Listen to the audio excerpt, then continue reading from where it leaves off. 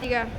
Nah, pada proses pengelolaan dana kas kecil ini, tentunya ini dikelola oleh sekretaris karena dana kas kecil ini digunakan untuk biaya operasional perusahaan seperti pembelian stek, kemudian pembelian voucher atau hadiah atau untuk ongkos transportasi jika dibutuhkan dalam skala lokal. Nah, itulah gunanya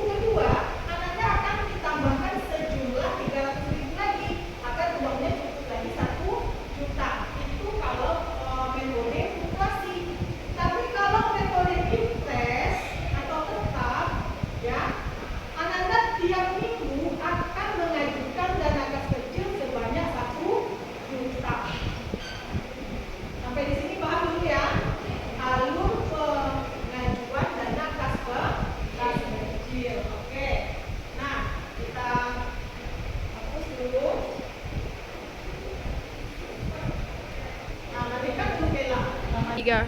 Nah, baik Ananda, pada sesi ini kita akan coba untuk mengisi atau latihan mengisi pengajuan pokok pengajuan dana kas kecil dan juga melihat seperti apa kwitansi yang digunakan untuk pengajuan untuk pembayaran jika ada pengeluaran yang menggunakan dana kas kecil. Nah, nanti Ananda kita akan coba bikinkan formatnya di depan.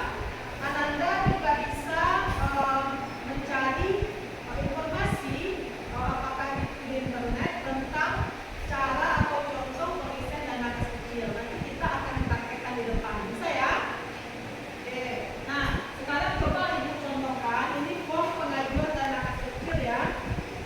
Nah, kita kasih aja ya Pak.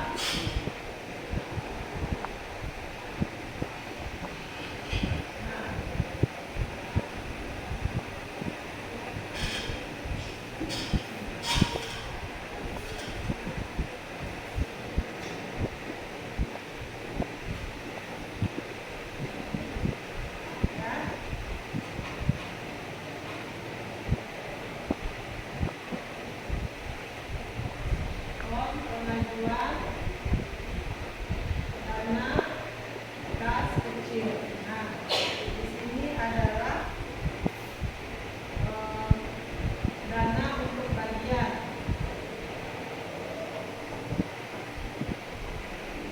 Misalnya emas ya. Kemudian biaya kecil.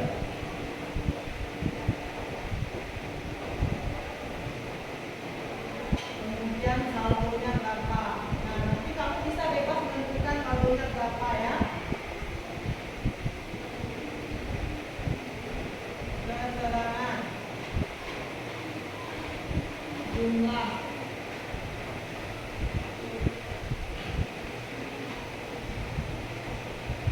penggunaan pada bulan mana gitu ya.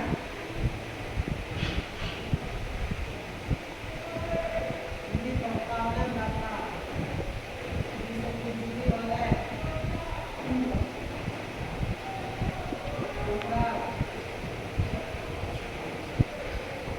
Nah, Ananda, ini contoh form pengajuan dana kas kecil yang akan diberikan oleh sekretaris kepada bendahara perusahaan. Ananda boleh lihat-lihat kira-kira gimana cara mengisinya ya.